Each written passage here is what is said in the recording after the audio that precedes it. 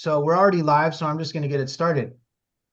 Welcome, ladies and gentlemen. This is the Friends with Benefits podcast. I'm Justin. This is Pansy. Welcome. Well, Thank you, guys. everyone, thanks for joining. Yes, thank you for joining. And we are on, God, what episode is this? Episode 31 now? I think Episode so. 31. So we're at episode 31. Not stopping. It's only going to get more. We're going to be more and better and, all of that fun stuff. So thank you guys for those who have stuck with us and that have engaged and been here and watched our shows. We really appreciate you guys. For those that are new that might be watching this after the fact on YouTube, please join our Facebook group, subscribe.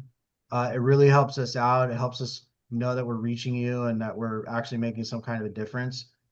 And And reach out to us if you want to be on the show. yeah, and reach out. Right. Yeah. This nothing's off limits here when it comes to business, entrepreneurship, networking.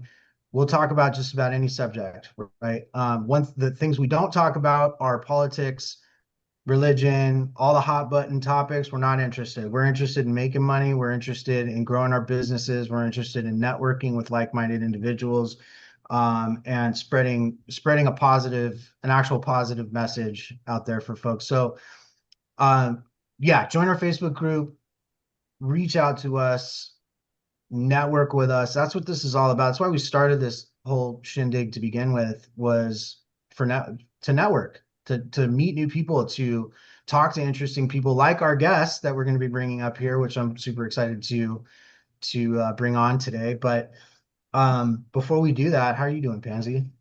I'm okay. How are you? I'm good. I don't know. I had a decent day. I had a productive day. I had to go to the dentist, which sucked, but it's the dentist. But I'm glad I went.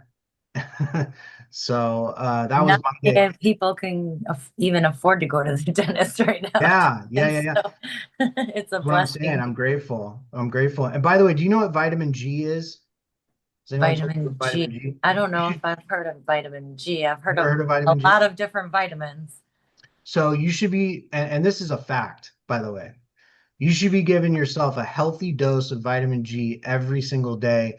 In fact, there's plenty of studies to go along with this, but vitamin G has some of the highest impact on your overall well-being than any other vitamin.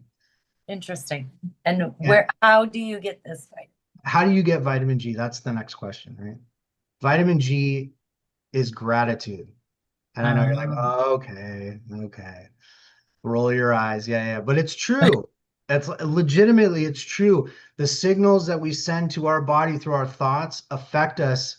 Negative thoughts affect us negatively. Positive thoughts affect us positively. Gratitude is one of those things that really does. When you start your day with gratitude, like literally getting up out of bed, forcing yourself to think of things and people who you are grateful for, really does set the tone for the rest of your day. It I has a appreciate dramatic that. effect on your overall well-being and your mental attitude for the rest of the day. So practice it. In fact, I'm going to challenge everybody right now to think of someone who had a major impact in your life, whoever that person is, and send them a text message how grateful you are with them. And what's probably going to happen is you're going to get a text back that says, is everything okay? You all right? I'm Because it's not texting you normal. now, Justin. Yeah, it's I not normal. appreciate you. Oh, good. Well, I appreciate you too, Pansy. Yeah, I didn't have to text anyone. And I appreciate our guest too, Brian. But what I'm talking about is someone that had a major impact on your life, like a profound impact on your life, someone you're truly, truly grateful for, that you wouldn't be in this place right now if it weren't for them, whatever. But legitimately text them, and I'm curious to know what responses you guys I get have back. to text Pace then. Text, but do it. DM him. Actually, don't text him. I think he doesn't. I don't know if he answers. Right, I would DMs. DM him. Yeah, I would DM him. Um, But you know, let's, with yeah. with no expectation of getting anything back. Um, and why would someone text you back? Is everything okay? Like, why do you think you're texting someone? I'm really grateful for you. Thank you so much. That's all I wanted to say. Appreciate you. Have a great rest of your day. Why would somebody text you back after sending someone that with, "Are you okay? Is everything okay?" Because it's not usual that people just text Yeah, something like that out of the blue. it's 100% not normal. It's Yeah. like, I send what's texts really like going that. on? to Huh? people. I do. I send texts to people like So that maybe quite it may be. often. So So people it's might be expecting it from you then. yeah. Yeah. Well, I mean, I know for most people, and it's too bad that it's not normal, but it really is. It's not normal to the point where we're like, what's really going on? What do you want? And they Right? don't even have to have a big impact, just a little impact. Like the other night or last week, right? When we got on with afterwards when Jennifer and Megan went, you know, Jennifer had actually reached out and said, "Hey, I appreciate you. Thanks." Yeah. So just little Good. things like that are Yeah, just, that's and it makes a big difference. By the way, I watch my niece, and I'll just say this last thing before we bring up our guest. I watch my niece walk around. We'll just be out somewhere, and I've probably brought this up before, but well, we'll just be walking around somewhere, and at a mall or at the beach or whatever, and she'll just be walking up to people like, "Oh my God, I love your purse. Oh my God, I love your dress. Oh my God, you look so pretty today." Like she just does that. And I promise you, she's like, I stop her. I'm like, you don't understand. Like, I think you kind of have a grasp of it, and you're just kind of doing it because you're a friendly, outgoing person. But you don't understand. You probably just made that person's day. You know what I'm saying? And while somebody might have just been walking around having a normal drudge of a day, you just like completely improved their day. They're going to be thinking about that probably for the rest of the day. You yeah, know? So it makes a big difference. Gratitude is the healthiest vitamin you can give yourself on a daily basis. So I'm going to challenge everybody for that. And with that, I'm going to bring our guest on. yeah, because Uh, we're grateful he's here. yeah, we are grateful he's here, and just amazing, amazing individual, highly intelligent, has built another real estate investor has built a tiny empire for himself and is doing really well, and is here to share with us his expertise in AI specifically. Obviously, for folks who do jump in here with us, if you have questions, jump in, ask questions, and we will be glad to present those questions to Brian. So without further ado, I'm going to bring him up. Brian Fine, my friend. How are you? Doing great, man. Thanks for having me. Welcome. Thank you for Thanks for being here. having us. Or Yeah. thanks for joining us. That's what I meant to say. Yeah. Thank Thanks, you. And I Pansy. know Brian, I know you're a busy guy. You got a lot going on. A lot of people, family, friends, business, partnerships, all kinds of stuff going on. So we do appreciate your time and being here and sharing your expertise with us. I actually met Brian, I think for the first time. I think we may have met before, but it's been a while. But I met Brian on my friend JJ, our friend JJ's Azizian's podcast. And by the way, if you don't know who JJ is, and you're a real estate investor and you're trying to network, um, what are you doing? Yeah, Like he's the king of networking. So yeah, 100%. definitely hang out with JJ. Solid life choice. Solid life. And just as an added bit of information, Pansy and I know for me specifically, I wouldn't be doing this without JJ's influence. Like 100% without JJ's influence. So if you're trying to network, that's another great place to go check out JJ's podcast and his Facebook group. A lot of great people over there. And but anyway, so we met on JJ's show, and Brian happened to be talking about AI. The conversation sort of went into AI. And Brian and I are similar in the fact that we're both nerding out on AI right now and learning as much as we can. And so that's going to be our topic. But before we get into that, for folks who don't know you, Brian, or haven't met you before, why don't you tell us a little bit about yourself? Where do you hail from? How did you get started in all this real estate investing and lending and AI? Like, what started it all? I got fired on my birthday. It was Nice. from the last job I ever had, and Best thing never that went ever happened back. to you. It ended up being, though I might not have thought so at the time. So yeah, Yeah. back in 2012, found myself gainfully unemployed, Hmm. and I've been a martial art guy my whole life. I've been traveling around the world and doing traditional martial arts. So I was in a car with a friend driving to a martial arts seminar, and some guy came on the radio and said, I'll teach you to flip houses. Come to my free seminar. Yeah.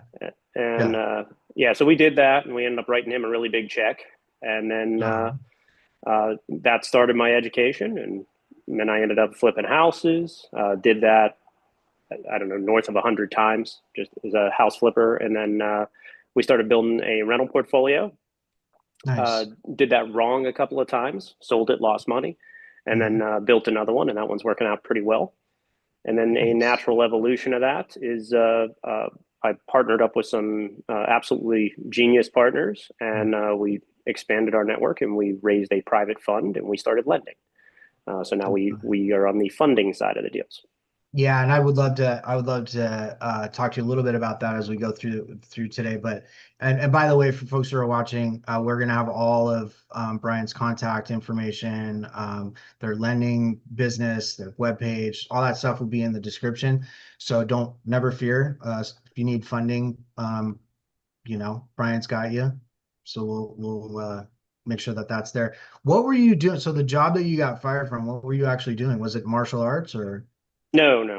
Okay. Nobody who does real martial arts makes any money out of it. Okay, It's yeah. not a paying thing at all. Yeah. No, I was an IT solution provider. This is back in 2007, 8, 9.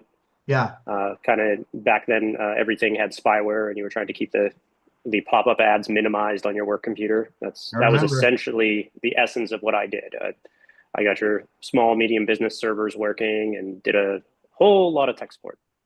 Yeah, nice. That's so you and I are in the same vein. I'm in cybersecurity. I got in via IT and then migrated to cybersecurity.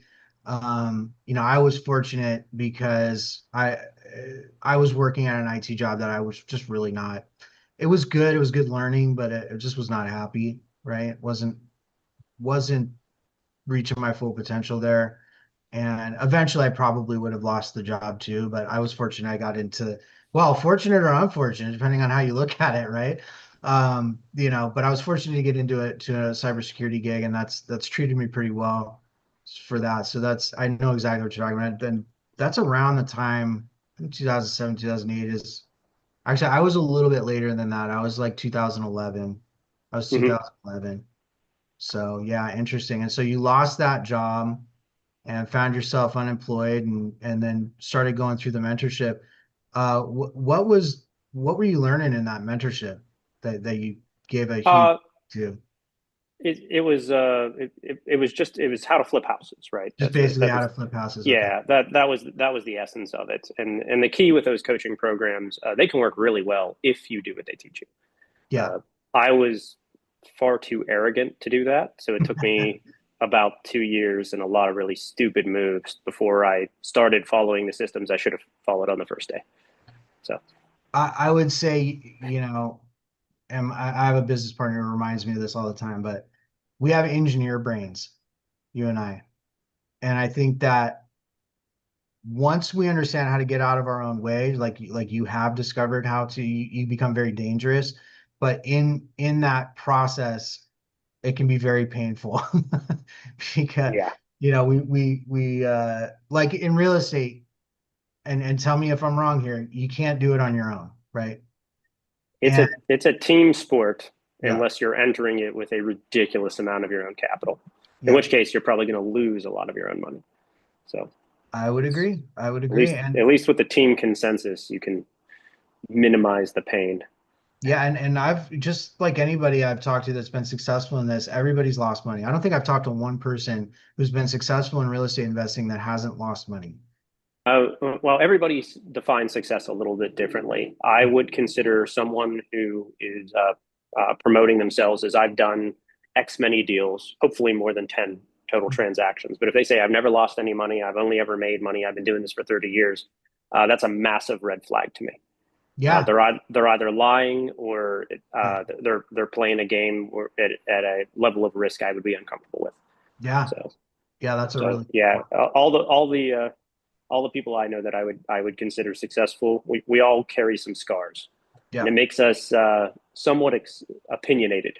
Because the thing that hurt me, I'm not going to do that again. I'm out. Yeah, but that also makes you somebody who is worth listening to. One, knows what they're talking about. Two, and in most cases, what I've found is, folks like yourself who have paid their dues, who have found the success, also want to help others get through it and bring them up as well. So um, it's all a part of it, right? Like if you want to learn to skateboard, you're going to fall on your ass a few times, right? Yeah, so that kind of comes back to, we entered the lending space because it does allow us to help others. Yeah. Because when Yeah. you're flipping, it's mostly your thing. Same thing with your buy and hold. It's your transaction, your own organization. Yeah. When you get into lending, I'm looking at everybody else's deals, and the attitude's pretty simple. If you make money, I'm not going to lose money. Yeah. So we underwrite to that. So it allows us to be benevolently profitable. Yeah. And yeah. That's the right way to go. So you're incentivized to ensure that it's a deal, because if they lose money, you lose money. And more importantly, and you've talked about this, more importantly, like even if you don't do business with them, and maybe I should ask you this before I put words in your mouth, but before you do business with someone, whether or not you do business with someone, you're going to look at that deal and you're going to say, like, I would not touch this if I were you. Right? I mean, you're Yeah. gonna look at that deal and look at it with them, Yes. regardless if you do So, business or so we try very much to forge relationships with people, yeah, because writing a one-off loan to somebody has very little value to us. yeah, It's not like we're making a mint on these things. yeah, The relationships we're looking to build are with people who are going to do repeated transactions with us, yeah, lots of them.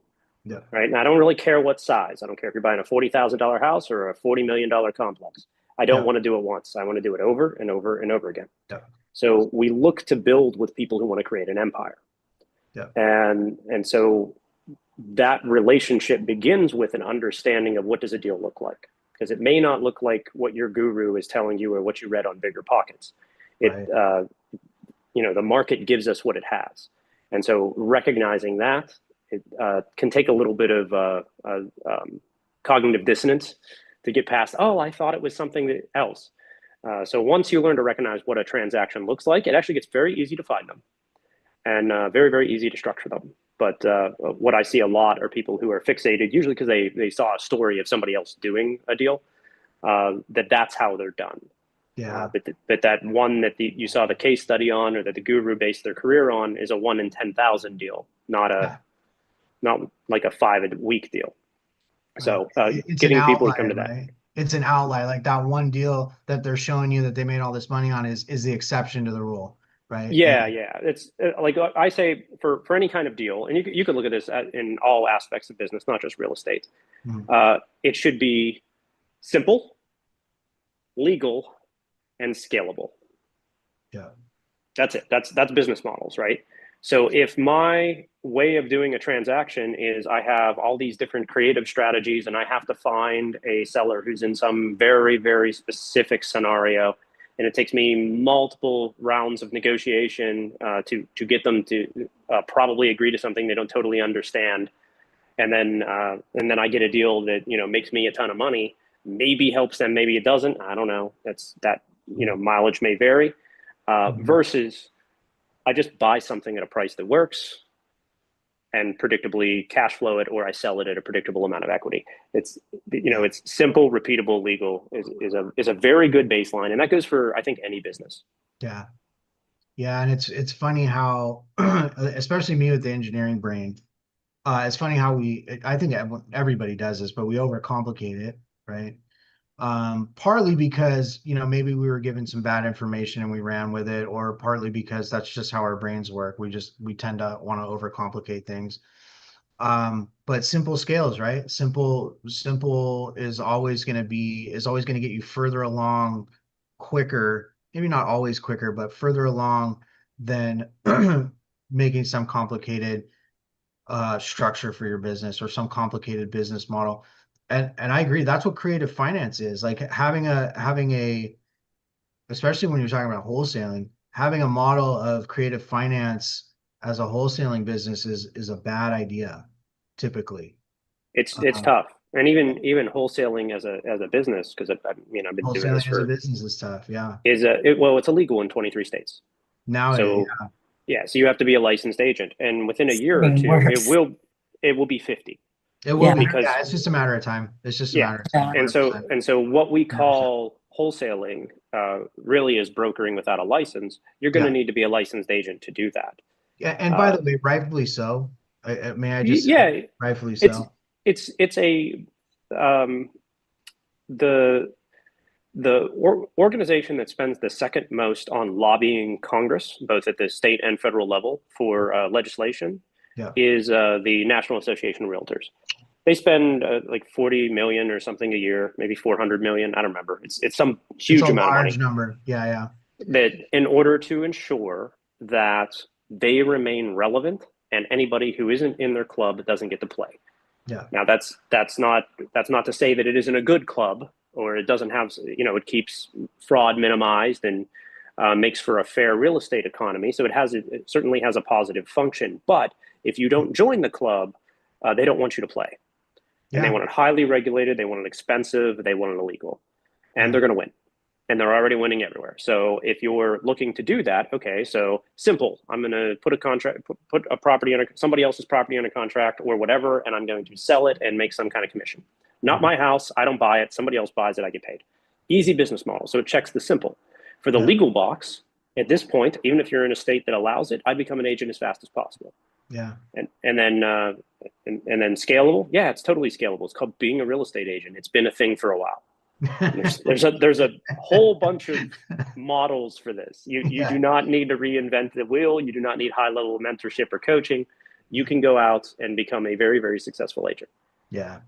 And this is something, I mean, we could spend the rest of the podcast talking about, but this is, it's just like everything else. You have a lot of knuckleheads who ruined it for everybody else. But more importantly than that, there's a reason they were allowed to ruin it for everybody else. And that's because it's unregulated. And a lot of people have lost a lot of money and a lot of time. I always tell people, you're messing with people's lives. I have a friend on here right now. He knows what I'm talking about. Because we went at it for a while. And it's like when you get somebody under contract, they're packing their bags, they're making plans, they're changing their life, right? They're making changes.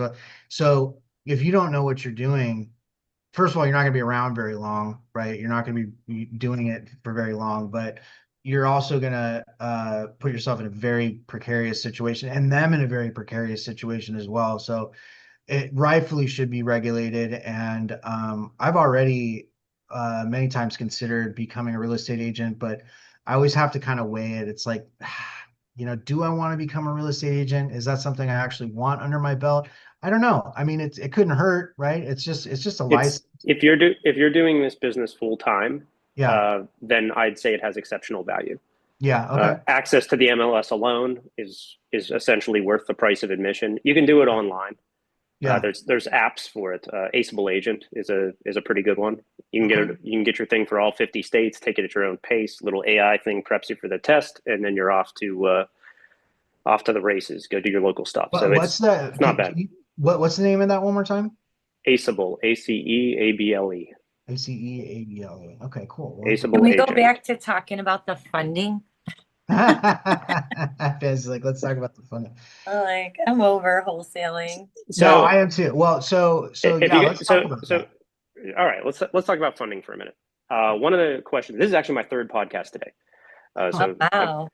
It's a lot of podcasts today. But I wasn't lying. You're a busy guy. A really common question that I get asked is, if you could go back in time and tell yourself one thing, like what thing would you want to know? All right. And the thing that I wish I would have understood, that I've only really learned in the last, honestly, 6 months, not even years, just last couple of months, is how lenders underwrite and look at deals. Oh, wow. Because professional underwriters, really good ones, the ones who transact billions of dollars a year in real estate, have a less than 1% failure rate. They're really, really good. If you understand how they do that, you can assess the deals in front of you and have a 1% failure rate. Yeah. That's pretty good. Yeah. I mean, if I could go back in time and give myself a 1% failure rate, my net worth would add a couple of decimal points. I think it would really move the needle a lot. I mean, that's what we're trying to do. We're trying to add zeros, right? And so that is super, super powerful if you can learn that. But here's, I think, a big reason that people don't learn it. One, I'm not sure there's a lot of lenders who directly teach it. It's not nobody asks. I don't think it's a secret. I just don't think anybody asks. Well, I don't think people think about it that way, though. Right. I honestly don't think most people think about it that way. And here's the other thing: when you're involved in any kind of networking or education or mentorship, you're going to be killing a lot of sacred cows, because that guru is trying to tell you that this is a type of transaction to do, and I'm taking one look at that as an underwriter and be like, you can put down about 80% on that one, because I'm not funding any more than that. Yeah. And so you end up kind of bashing their structure, because it doesn't look good enough. Yeah. And it's not that you can't do the deal. It's just understanding the way the underwriter looks at it will cause you to, it gives you very, very clear risk analysis. Yeah. You can choose to proceed or not, but here's what the numbers tell us. Here's what the narrative tells us. Yeah. So that is a thing that I would say is an exceptional value to somebody. If you understand that, it's easy. So easy. And tell us about your funding, though. You said something like you lend from 40 grand up. Is this private money? What type of lending is it exactly? All money is private money, at least all the non-bank FDIC money is private money. There's relationship private money, which is a private individual, and there's institutional, which is some level of organization. We're the institutional kind. They do call it hard money a lot, but that's actually an incorrect term. Hard money is a legal term that means money that changes hand in a transaction. All money's hard money. Some hard money is private money. Makes sense. So I'm institutional private. We have a private fund that we lend out of. We also have capital partners for the kind of deals that are outside of the scope of our fund. So we'll do both. That allows me to fund anything from your tiny, tiny little rental property, your little flip, all the way up to, I just quoted a $40 million ground up hotel construction. Yeah, I was going to say that gives you a lot of reach. That gives you a lot of reach, having those capital partners there as well to fund on deals. Yeah. So what would be considered, and I know this might be a little bit more of a complex question, and we can do our best to answer it, but what would be considered outside the scope of your fund, to the point where you'd have to go get private your capital partners involved? Is just the dollar amount, or dollar amount's a big one? Yeah, that's because we won't do more than a certain percentage of the fund on any given transaction. So if the loan amount gets much over $1.5 million, I'm probably going to somebody else, unless I really, really like the deal. Got it. And if I thought I had a deal that, I was looking at myself, I underwrote it myself, looks good, what's the process to bring that deal to you guys? So this dovetails nicely into the AI conversation. I'm working on making a nice, pretty AI chat bot that you can just talk to for a minute. Oh, love it. That is trained on my brain, so you can ask it anything you want and it'll answer you, and it will give you a quote on the spot. We should have invited into the podcast. We should have had your AI bot. in a couple of weeks when she's ready. Yeah. Love she still occasionally forgets what math is, so I'm still polishing that. Doesn't always get the math right. Yeah. So but I think we'll have the bugs worked out of it within a few weeks and be ready to put that on the site. So in the meantime, your AI doppelganger, still training your AI doppelganger, right? Yeah. In the meantime, we have a deal form, and it asks like very not complicated questions. Sure. Super simple. Like for a flip, we're asking 7 questions. Yeah. And your name, address, and phone number are 3 of them. So it's not really a big deal, right? Yeah. It's very, very simple stuff. Nice. So and then everything's stated. So you tell me you're buying a house for 100 grand, you're putting in 100 grand, and you're going to sell it for 400. And I'm like, okay, sounds great. I'm just going to take whatever you told me about the property, and we'll quote based off of that. So once we do that, you decide whether or not you like our quote. If you do, you e-sign it, and then we begin collecting documents. And the primary thing we do with those documents, the first round of docs, is we want to do an appraisal on the asset. Right. So we're going to have a neutral third party. I order it from it's called an AMC, an appraisal management company.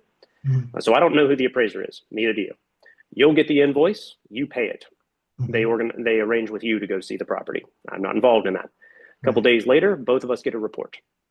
That report has its numbers. Now, there are ways to dispute it if we don't like what it says. But in general, when that report comes back, that's what we're going to base everything off of. If you told me the house is worth $10 million, I'm like, sounds great. I believe you. Once the appraisal comes in, well, now I'm going to go with whatever it says. Right. So it's to everybody's benefit to be as accurate as you can. But the appraisal is what we base the real numbers off of. What's the average cost of an appraisal now? Does it matter, like the state? Yeah, state and distance the appraiser has to drive. So they quote them. In California, it's probably about $500-600, depending on usually. Yeah. A single family appraisals will run between $600 and $1,200. Multifamily scale accordingly. Yeah. Gotcha. I just did a 40 unit one for I think 18,000. So oh wow, they don't get smaller. No, that's crazy. Okay. Mm-hmm. Yeah. Well, to have a proper appraisal. And do you find that the appraisals are, for the most part, pretty accurate? Do you find so that's a really interesting question because we're very good friends with the CEO of the largest AMC in the world, and their business is changing rather rapidly. So the way it works now, you have individually certified appraisers, and they have to go through a process. And their entire industry is absolute bullshit. You cannot go become an appraiser. It's not the requirements to do so are so asinine that nobody can do it. So you got this entire population essentially getting older. Well, retiring. somebody did it. Yeah, but you can't anymore because they require an apprenticeship, but nobody wants to do it. It has to be paid. Like it's ridiculous. Wow. And so then they have a lot of issues that this is about a $55 billion a year industry. And last year there was about $5 billion in fraud. So very, very sizable amount of fraud. A lot of that fraud was attached to the appraisers. So a thing that they're talking about changing to now that'll maybe make that a little more neutral, but also dovetails into the AI stuff is you guys know what a Matterport camera is? Yeah, they're amazing. Yeah. Yep. Yeah, so a 3D little camera that will scan the asset, so we get a complete map of it, and then they will use that data then gets sent off to a third party.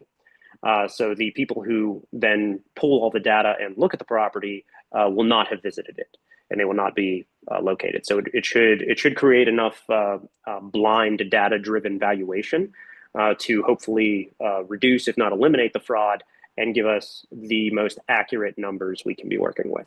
So I think that's where they're all going to go pretty soon. That's really interesting. That may be the thing we're doing as of like end of this year. So I think that's coming fast. It makes sense if you're not getting new appraisers in. It's impossible to go get an appraiser's license or to get certified or what have you. It's very difficult. There's bias issues. There's all kinds of stuff. Yeah. So they're looking at this, but ultimately it has to be accepted by not regulators but note buyers. So Wall Street and insurance companies have to get on board. And once they're satisfied that that's creating a proper valuation and has proper risk protections, as soon as they green light it, the industry can flip over almost instantly. Yeah, so that makes sense. So that's how that's probably going to look. And that could happen overnight. I mean, that could happen just as soon as they have very fast. It's a green stamp, like it's or the rubber stamp. That's all. We're off to the races. And do you find that would also make it maybe more efficient, but also maybe more cost effective as well on the appraisal side? Or do you find that it's probably going to be equally as probably going to be about the same? About the same. Yeah. So you're still going to have to pay somebody to go out and run the Matterport camera. Sure. And then you're going to have to pay for the third party analysis. I doubt it's much cheaper. People don't love making less money, so I think it'll be about the same. I'm going to make less money. I get you. Yeah. Well, let's get into the AI. Let's talk about the AI. So what got you into, obviously this world is changing at a pace that we have not seen before. AI is increasing in its capabilities faster than anyone predicted, to the point where some of it's a little scary, to be quite honest. Oh yeah. Not we're in a capitalist market, or we're in a capitalist country, and it's about, and in a lot of cases, these models are getting built simply to drive engagement and to make money. So what does that turn into? And we can get into the conversation about no safeguards on some of this stuff, but what is your feeling about, where AI is going, and maybe instead of, well, let's say this, and maybe instead of starting there, we say, what got you interested first to start learning AI, and how fast have you been able to iterate along with the changes that AI has been seeing? What got me interested in it first was I started using it instead of search engines. Sure. That was my kind of like first step. Yeah. And I mentioned I do a lot of martial arts. My ability to read Japanese and Chinese is non-existent. Yeah. But their ability to translate was very impressive. So using it to translate Japanese and Chinese and let me read some classic text is basically where I began. And then it was able to give me context in what was written and that kind of stuff. So I found that really cool. And then in the course of our business, we started giving it sample problems to solve, stuff that we can do, but we said, can you do it? And this is just the general AIs. These are your chat GPTs and Grok are the big ones that we use. And yeah, it did a really, really good job. Yeah. So that was kind of the beginning of looking at it for, okay, how are we going to use this in business? And and then I started getting into all the geeking out stuff. What are the people who are creating these things? What are the Elons of the world saying about it? And what comes next? And it turns out that everything he tells you you're going to get, you end up getting, which is kind of crazy, given some of the claims that he's made. But the iterations are getting ridiculously fast.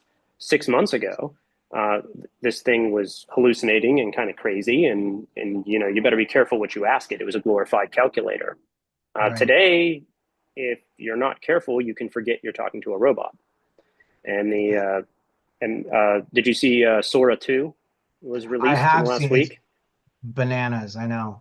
So now we have this video-based AI that's creating stuff on par with Hollywood in minutes. It's insane. I know.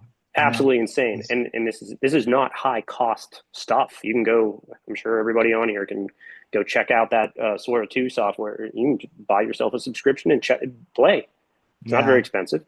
And I would argue like that stuff that looks, is commensurate with Hollywood. There is a gradual increase in compute cost that's associated with that, but it's not as dramatic as everybody thinks it is. And it's just crazy. And but that's kind of was the follow-up, was like, how are you keeping up with that? Right? How are you keeping up with that? Yeah, so I look at it, it kind of dovetails into two different primary modalities we can leverage this technology in. The one that everybody thinks of, and that's because we're all .com age businesses, essentially. We grew up with, hey, I think the internet's going to be a thing in the early 2000s, and e-commerce and all that. And everything starting in the early 2000s to basically present has been automation of some sort, right? Like how can I make a magic button that does all the services, right? How can I have entire email sequences written so I never have to write another email? That has been the modality we've been operating in as a business culture for a couple of decades now. And so it's very, very easy to think of using this technology that way. And obviously, it's going to be very, very impressive. I'm building a chatbot to automate a quote process, and it can pretend to be me. That's cool. I don't think it's the most impressive use of the technology. I think the most impressive use is to magnify existing human skills.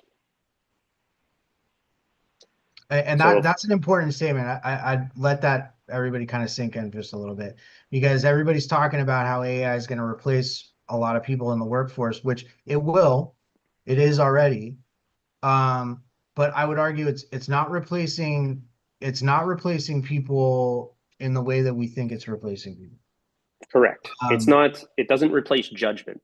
right. It still can make an output that's just absolutely stupid. Yep. And there's even terms for this stuff. We have, and this is a big one. You guys can go find all kinds of articles on it. There's probably 1,000 videos on YouTube about it already. Yep. The term is work slop. Yeah, you brought this up, right? I'm glad you brought that up. You brought this up on JJ's. Explain what that is. What works That's up. where, so you have some kind of job to do, some kind of white collar thing, right? I'm supposed to put together a report on whatever, doesn't matter. Plug whatever that is in ChatGPT, hit enter. 5 seconds later, I got a bunch of text, hit copy, drop it in an email, send, and I'm done. And I never even read what it was. Yeah. And so work slop is this unfiltered AI outputs that now whoever receives that, whoever has to deal with that, is now responsible for using their judgment to go through this. And in a lot of your Fortune 500 companies, I was reading various articles where they think that upwards of 80% of the emails sent is work slop right now. This is just mindless trash. Yeah. It is not adding to the productivity of the business. It is not improving the work environment. It is not making anybody any money. It's just adding more noise, right? Adding more exactly, noise. exactly. And so the way this technology really works is it magnifies people. Yeah. So it magnifies who you are. If you are a lazy person, this will enable you to 10 to 100x your productivity and cut down your workload. Mm-hmm. For somebody who is not lazy and loves to do what they do and is passionate about it, they can get the same 10 to 100x and really magnify their output. And if those two people work in the same company, on the same floor, in the same department, one of them is going to have a job and the other one may not. Yeah. That's where you're going to have your distinction. Yeah. Yeah. If you're self-employed, this is where these technologies can start crushing your time to an insane degree. I did a business consultation for a friend.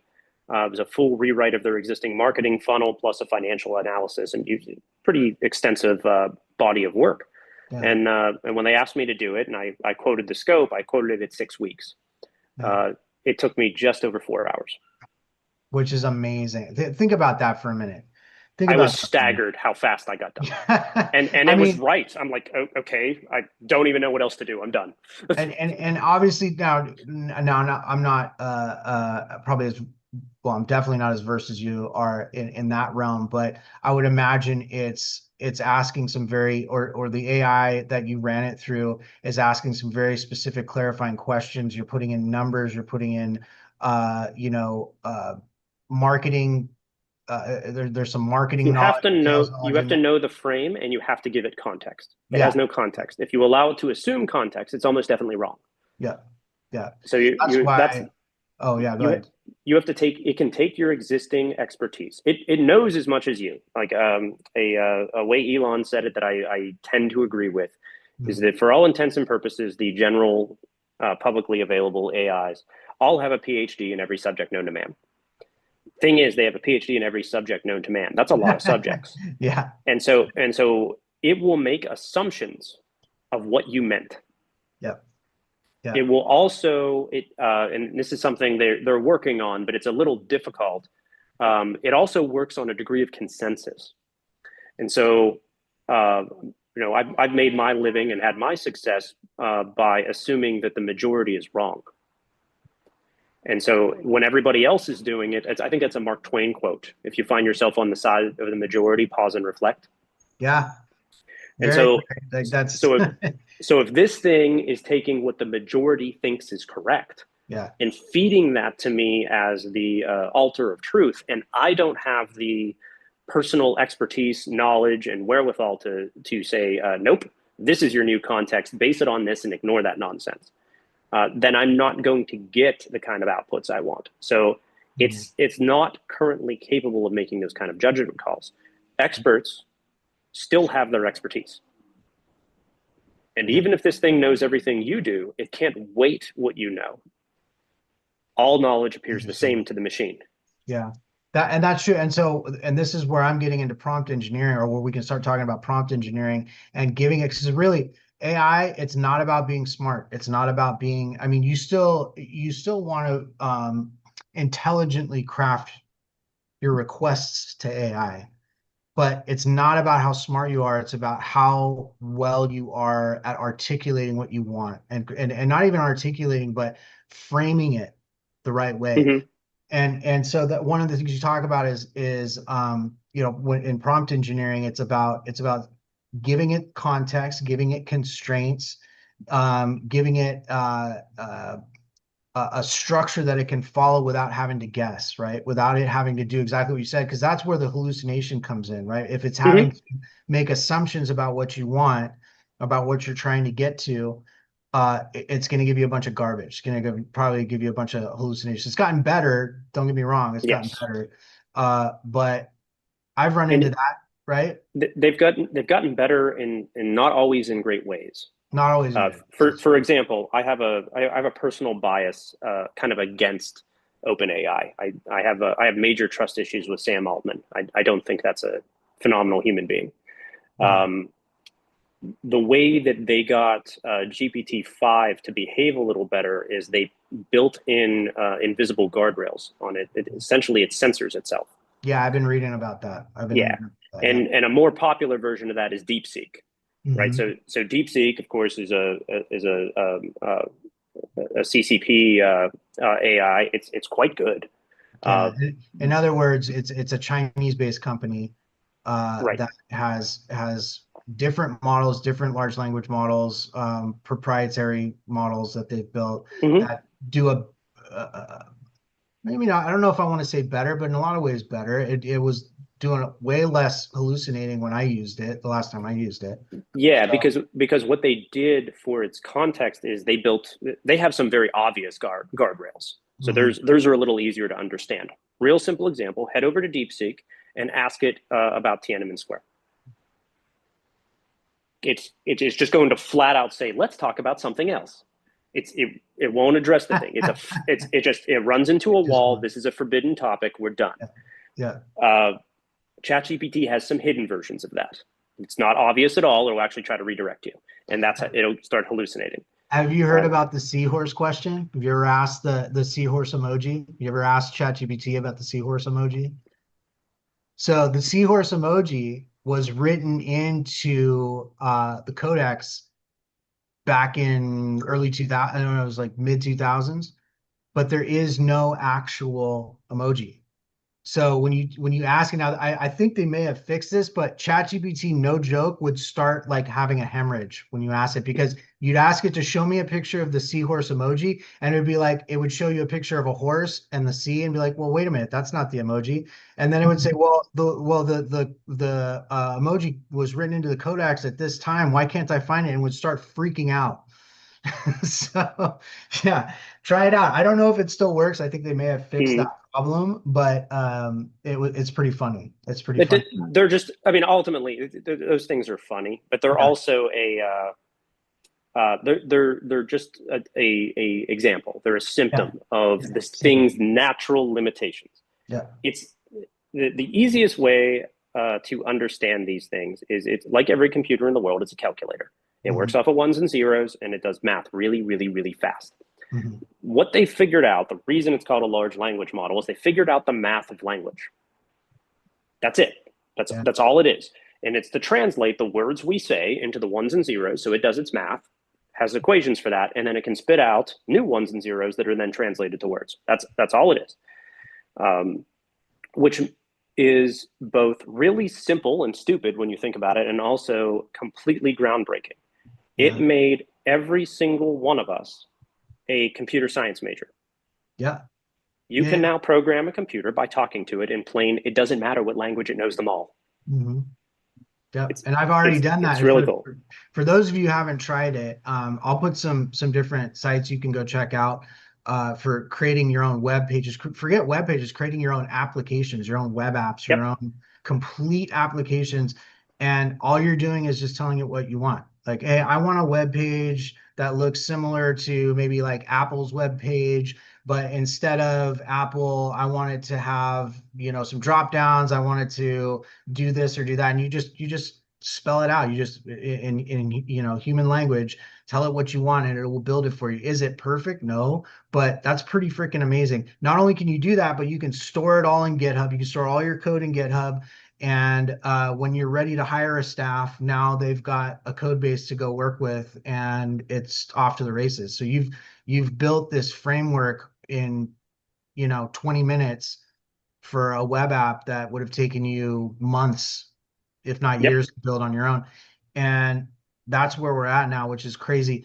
So talk to me really quick. And we started talking about prompt engineering, and this is where I made the biggest mistakes early on. I think everybody does initially is you go to something like a DeepSeek or like ChatGPT, and you start asking very, very broad questions, right? Mhm. Very, very, you're asking it to give you some very,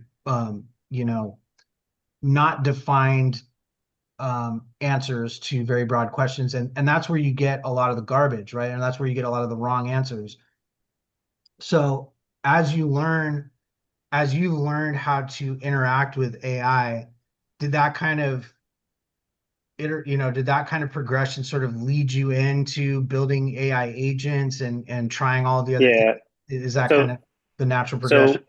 yeah. So the agents and things, that's as they have gotten user friendly enough for us to not spend an exceptional amount of man hours to get the output we want. Right. Right. So 2 to 3 weeks for me to make a viable agent trained on myself and my partner's knowledge base. Yeah. That, because we have simple tools, we can transcribe every video we've done. We have the books we've written. We have the posts we've written. We have all that data. Dump it all down.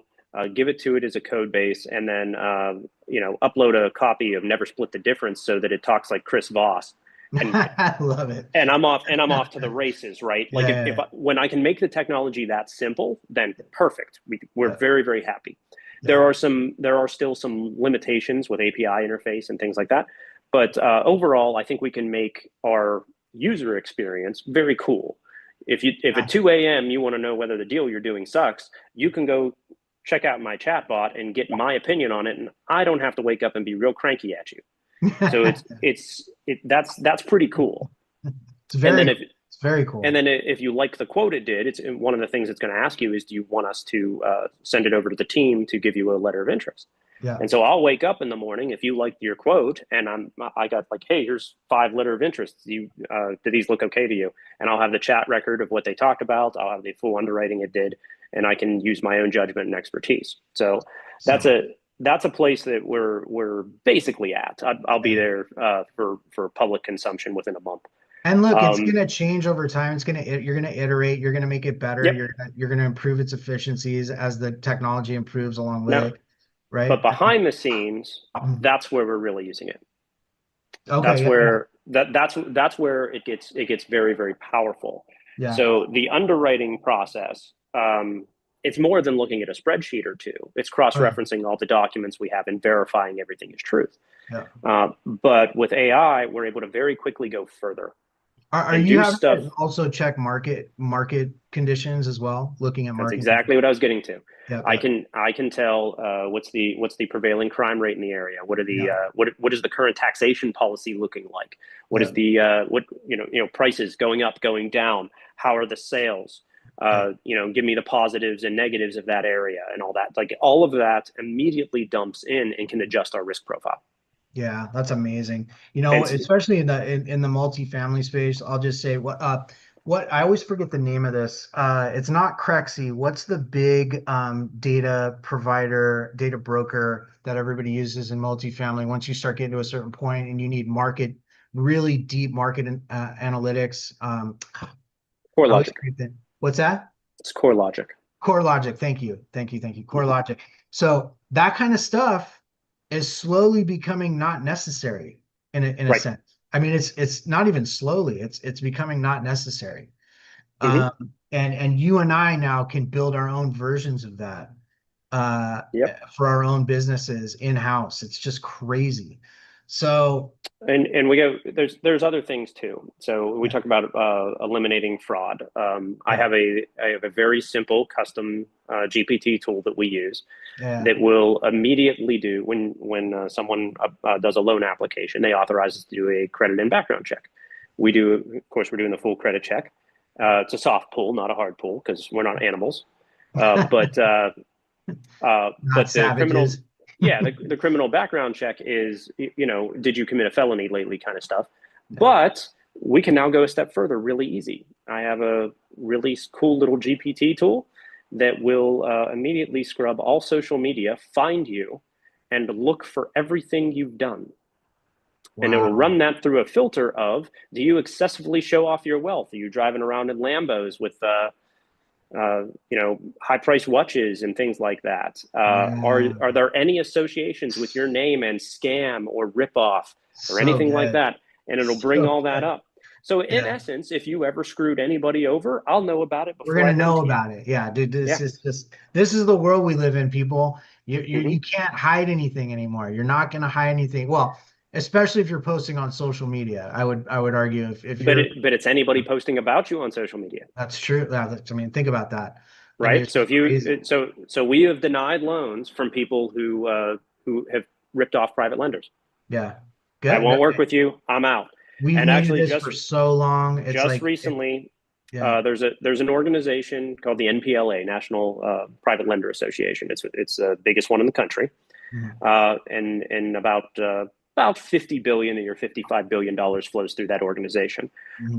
We now have a bad actor list, which is amazing, in the NPLA. So if you default on a loan, you go on that list, and the industry will not necessarily work with you.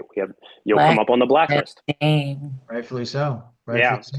And so it's a big deal. They just figured out the legalities so that it's not slander or anything like that. Super invasive. Well, I don't even know if the invasive part even really matters at this point. I mean, and it's to keep the playing field fair. Yeah, exactly. And to reduce fraud, right? And abuse, fraud and abuse, right? We don't want people stealing. No, it's not that hard.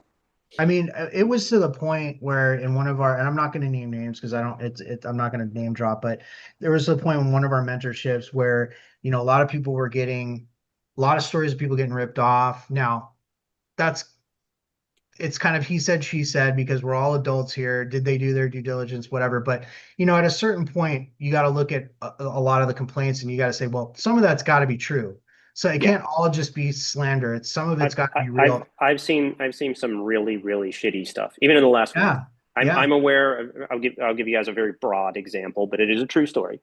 I am aware of somebody who's in a mentorship that said, "Hey, I got a little bit of money. What should I do with it?" And the mentor said, "Hey, here's a great deal to get into."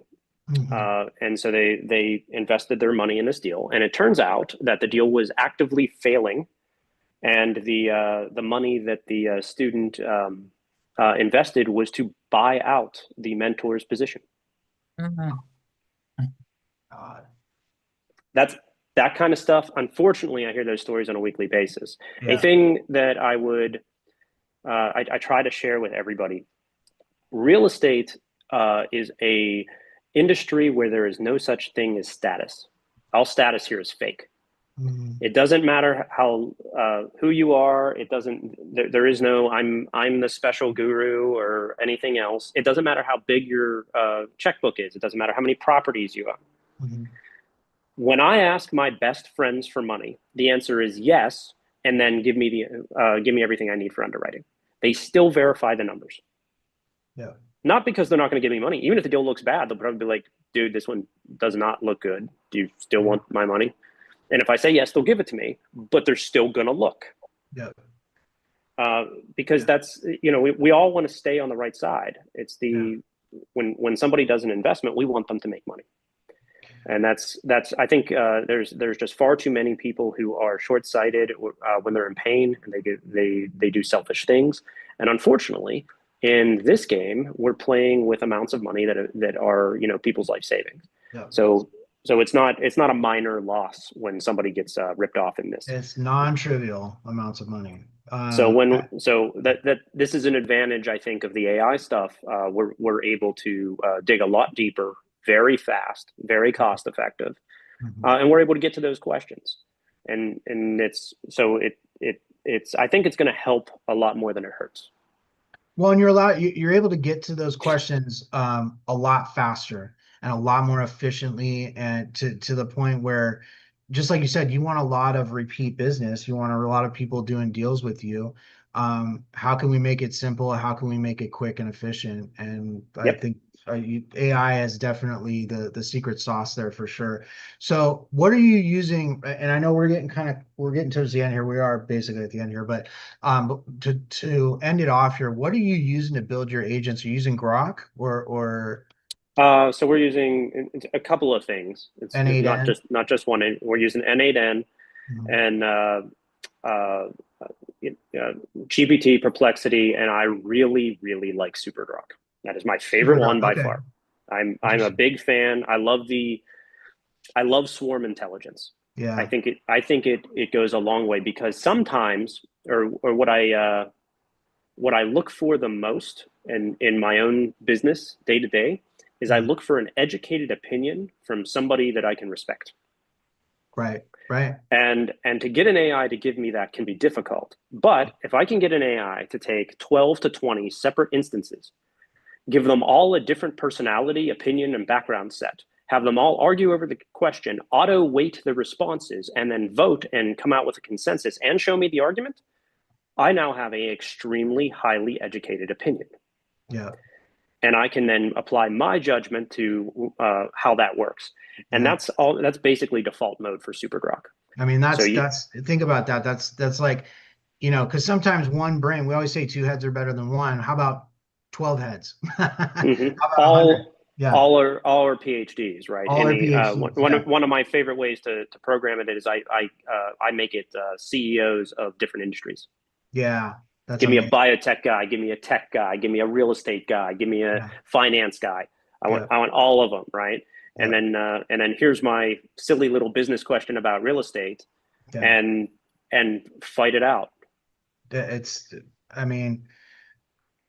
It comes down to how efficient, how accurate can we get this information?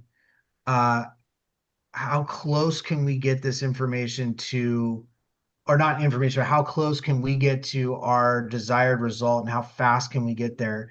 And I haven't seen anything. I mean, look, I've only just begun to scratch the surface in this.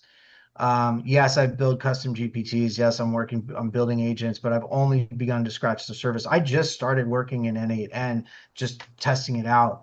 And the power that's behind this stuff. The reason, guys, by the way, that I didn't want to do an episode with Brian where we were, showing you how to prompt in ChatGPT is because I wanted this to be high level. I want you to hear the power of this stuff. And also, I'm going to put down some of these different technologies. I'll give you links to these different technologies. There's plenty of education on YouTube. Go check it out on YouTube. You will get step by step, and you don't have to be a coder. You just have to know how to type or how to ask questions. You just have to learn how to ask the right questions. Yeah, you don't have to know how to type. They all have voice mode. You can just talk. So there you go. You don't even have to know how to type. You can just use voice mode and tell it what you want, and learn how to tell it what you want, and then you're off to the races. One of the coolest secret sauces is one thing that the current iteration of AI technology is ridiculously good at is the Socratic method. It can teach you anything you want. And so you just need to ask it. Teach me how to use GPT-5. Create a curriculum. Let's do it. And it will take you step by step through how to do it, right? If you give it a stupid response and you can't follow along, it will auto adjust that and customize it for you. And you can do things like this too. Like maybe you're not sure exactly how to ask it. So go to ChatGPT and say, look, I'm not sure how to ask this question. I need a perfect prompt, a concise, short form prompt that's going to allow me to get this kind of answer, right? I just ask it to create the prompt for you and see what you get. Yep. Right. I'll often do entire conversations where I'll create various levels of constraint. Yeah. So you're not allowed to hallucinate. I need clean always add references that for all one. that. Yeah. It's sometimes you need it. It's again a reason I'm a big fan of Grok is it allows you to customize its behavior. I can put that in the baseline behavior of the So it always entire knows thing. that. So it just always already knows that. It's always there. So I can make that default thing. I also make it swear at me and be sarcastic because I think it's funny. I just throw that stuff in. But I can set this, and it doesn't matter. You can do it in any instance. But then once I've finished and I got to the point where the output is what I need it to be, then I will say create a concise prompt that'll work across Grok, GPT, Perplexity, whoever, to Claude, all of them, to create this reliably, and it will create a shorthand that is barely readable. And you just copy and paste that bad thing right into the AIs, and you can actually test it across them, and it will reliably work. And any of them can do this. Yeah. They are actually pretty good at talking to each other. It's so great. And by the way, guys, don't be afraid to just go fool around with this stuff. It's out there. Most of it's for free, or you at least get trials on some of this stuff for free just to go mess around with it and see what you can do, see what you come up with. And I always start from this, and this was the first thing I really started learning as I got into this, but was just first principles, right? If you're going to be typing in a prompt, it's about first principles. Who do you want the AI to be? Or do you want it to be a CEO? Do you want it to be a PhD in this subject or that subject? Tell it you are a CEO in this subject, and you have a deep understanding of this subject or whatever. So give it its, who is it? And then give it a task. What's the task you want it to complete? I want a report, I want a market report for Chattanooga, Tennessee. And in that report, I want you to show me the current crime rate. What are the best performing zip codes with regard to real estate investing? What, just come up with something.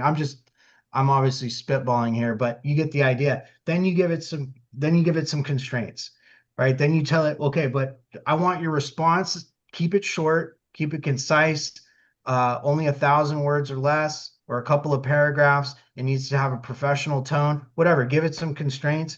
And then finally, and I'm reading off some notes that I took a while ago. It's Matt. Yeah, go for it. It's role. Yeah. Task. Output. Role, task, output, and then isn't there acting as role? Yeah. Do task. Yeah. Give output. Yeah. I think that last part is what I was getting to, the output, right? The format. So one of the examples that I had was like, you're an experienced customer success manager. What's the task? I want you to draft a sincere yet positive email to a client, apologizing for a 2-week project delay, blah, blah, blah, blah, blah, right? Then the constraints are keep it concise, 150 to 200 words, maintain a reassuring and professional tone, right? And then format, start with a short apology and in the first line, and then a brief paragraph explaining the issue and resolution, right? So you're just telling it what you want, right? And I'm about to turn into a pumpkin. I'm gonna have to run shortly, but yeah, no problem. Let me give one more like really important concept when using this stuff. Yeah. Are you guys familiar with the uncanny valley? I am familiar with the uncanny valley. Okay. So for those who don't know, that's when you're watching a movie or you're watching a piece of AI and you could tell the lips aren't quite right or the head's kind of weird. Our eyes are really good at picking out oddities in human form and nature form. Yep. Yeah. Yeah. So it's a ratio. It's the space between the eyes, the nose, and the mouth. And then you can pick off those things and you can put them on a brick. And as long as the brick has eyes, nose, and mouth, or even just eyes and a mouth, in a certain ratio, we will consider that thing to be human, and it's cool. That's the basis of like every cartoon ever, right? But if those things are wrong at the subconscious level, that makes us really not like them. Yeah. So really simple example of this is if you look at Harry Potter and Star Wars, and I think the Marvel movies as well, the recent bad guys have had no nose. Yeah. They are triggering the uncanny valley on purpose. So we get freaked out and kind of disgusted. So even before this character does anything, we dislike them. Yep. So that's the visual uncanny valley. There's a text uncanny valley. Oh, interesting. I haven't heard this yet. Yes. And so there are natural speech patterns that humans follow. Mm-hmm. The machine adheres to them far too rigidly, and so it comes across as weird. One of the most common techniques that they use is a basic NLP technique. It's called mirroring. And that's where it asks a leading question or repeats the last few words of what you said with a question mark. Extremely common. And we will do it in conversation. If you're a trained communicator, it's a great sales tactic. It's great for dating. It's just good communication. It's good stuff. But if you do it every single time a statement is made, it looks very weird. That is not a thing. It looks also very weird. It sounds weird, yeah. Yeah, it's not normal. It's going to come across as unnatural, and so it'll trigger that uncanny valley thing. Other things, it knows perfect English. The problem is none of us speak it. And so when it uses completely proper English, if it chooses the most accurate word to say what it's going to do, and that's not a word we use. I'll give you a very simple example. If I see the word delve, I immediately know an AI wrote it. Let's delve deeper into this. Yeah. AI wrote it. That's AI. Hey, I use all that day long. word. It's extremely rare in general conversation. Yeah. And if you look, you'll notice that both GBT, Grok, all of them will do this. They use predictable language patterns. Yeah. So one of the constraints that I place is anytime I have it create a text-based output, I have it scrub for all AI-based language patterns. Oh, that's a really good tip. I have it rip that out. Yeah. Because the moment it looks like an AI wrote it, I can't use it. Yeah, that's a good tip. When you ask it to write, and this is any of them, they're all guilty of this. You ask them to write a social media post, the amount of emojis these damn things use is just unnatural. I immediately know when I see 5,000 emojis that AI wrote it's sure. crap. So I immediately basic constraint: no emojis or limit it to 1 or 2. Do not use a bunch of emojis. So it's following the rules more than the rest of us. So you actually have to get it to back off. You have to insert some chaos into the system, and you have to make it less efficient so that it looks human. I was just thinking, shit, I got to go change all my YouTube descriptions now. Yes, you do. Because if you think Gemini can't identify AI-based content, you're out of your mind. Yeah, and it's going to devalue it at every level.